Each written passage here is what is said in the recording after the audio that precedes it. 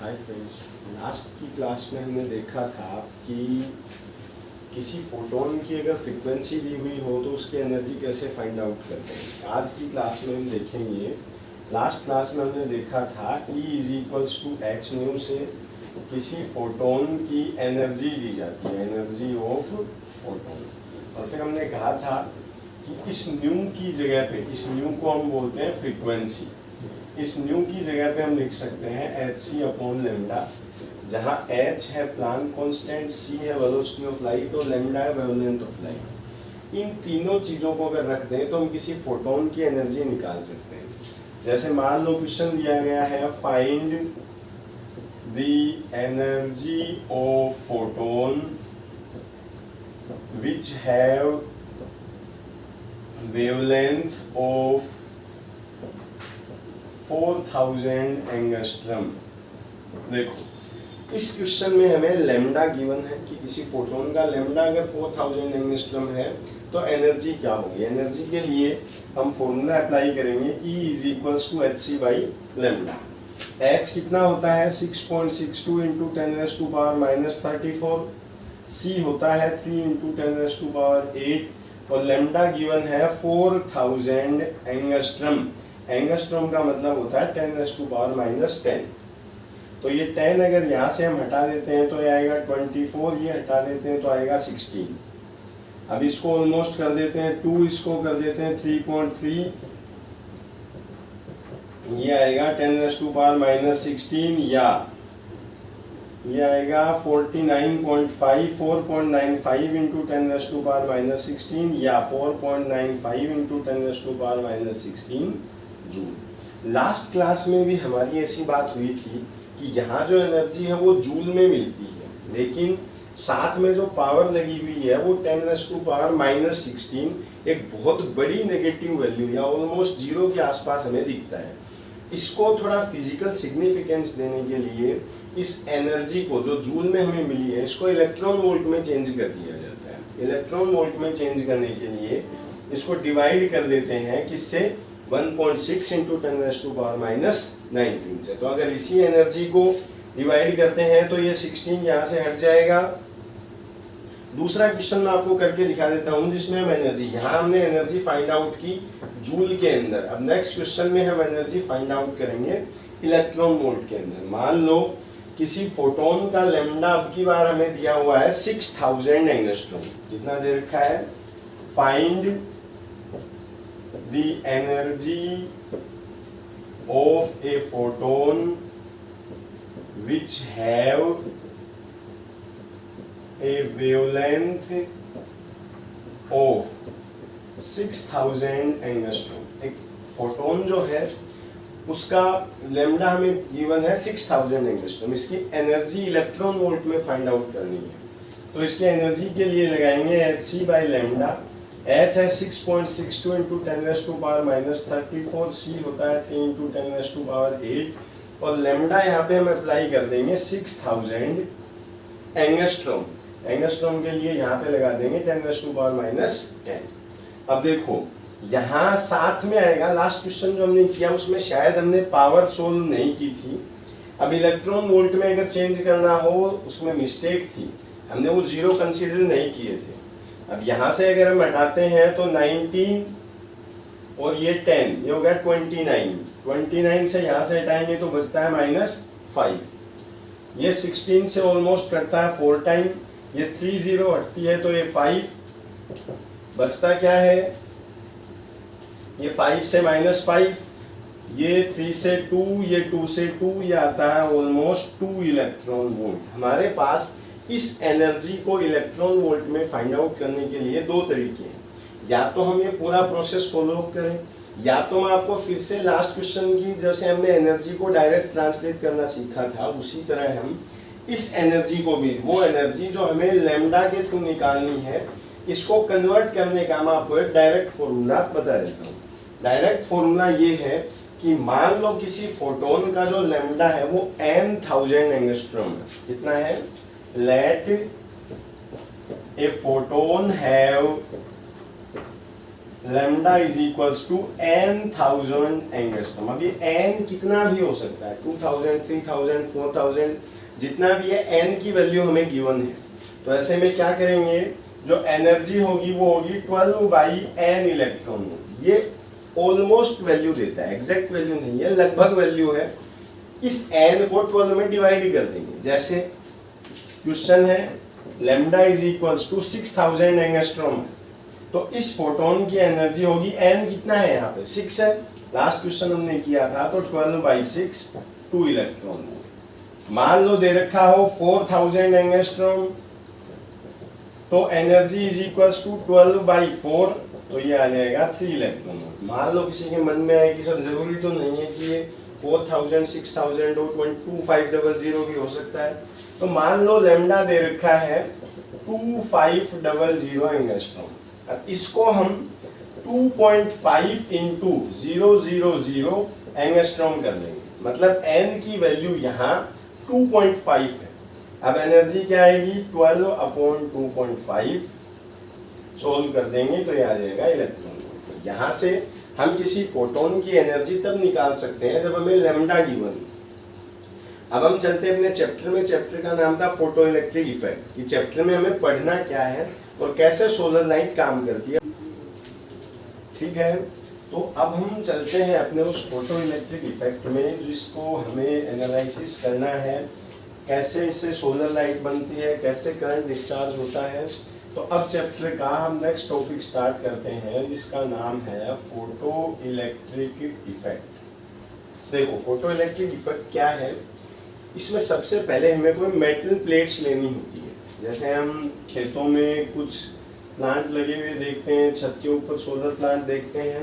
मान लो ये कोई प्लेट है, ये सोलर प्लेट है, जिसमें इलेक्ट्रॉन्स हैं।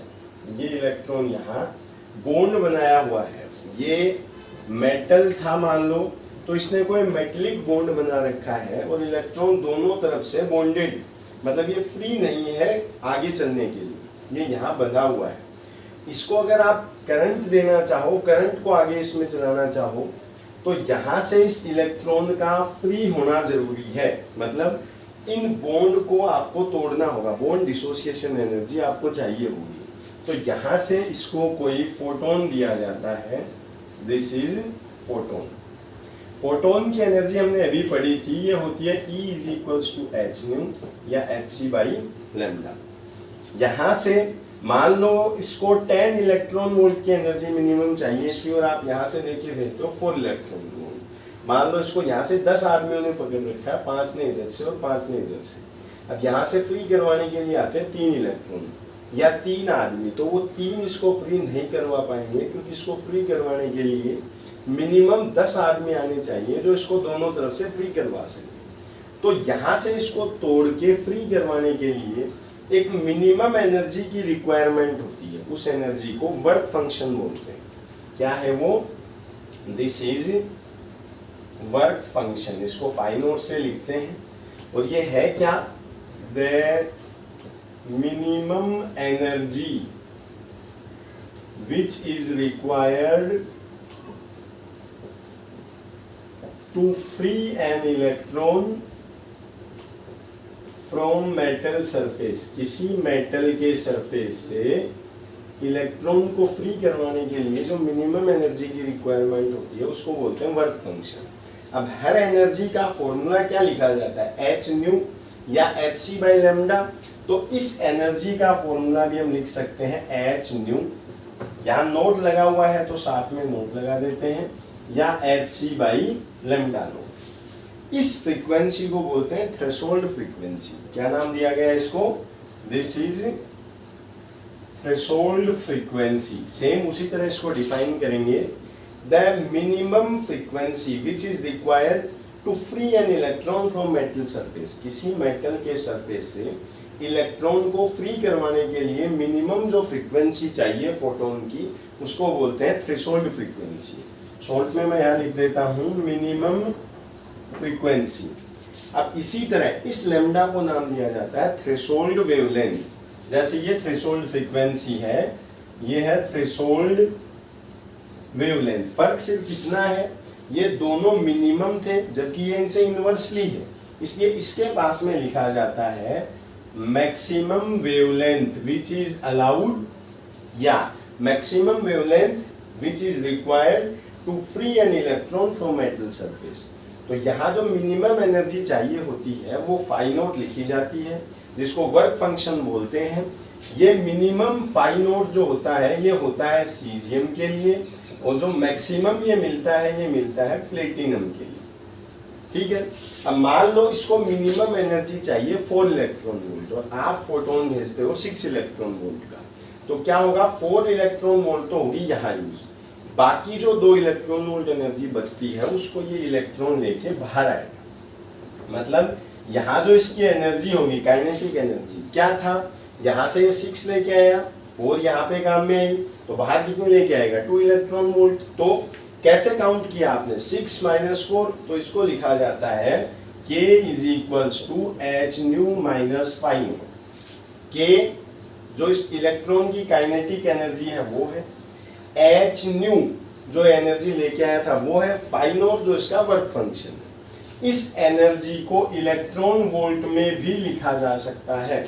इसी एनर्जी को हम अगर इलेक्ट्रॉन वोल्ट में लिख दें तो भी इसको लिख सकते हैं h nu minus phi naught, या इसी इलेक्ट्रॉन की एनर्जी को अगर हम हाफ mv² से लिख दें तो भी लिख सकते हैं h nu minus phi naught. इसको बोलते हैं फोटो इलेक्ट्रिक इक्वेशन।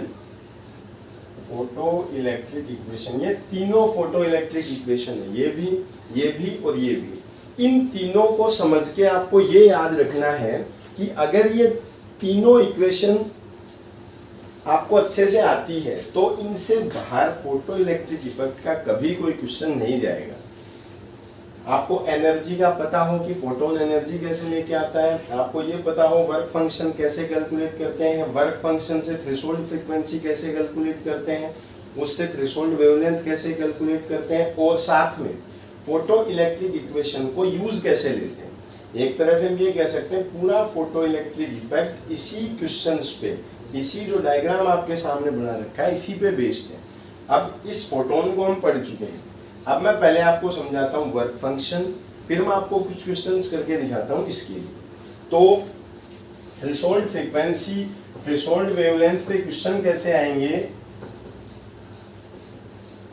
देखो क्वेश्चन है work function of A metal is 6 electron volt, find its threshold frequency and threshold wavelength। किसी मेटल के लिए हमें वर्क फंक्शन दे रखा है 6 इलेक्ट्रॉन वोल्ट, तो हम phi naught is equals to क्या लिखते हैं, एच न्यू नॉट।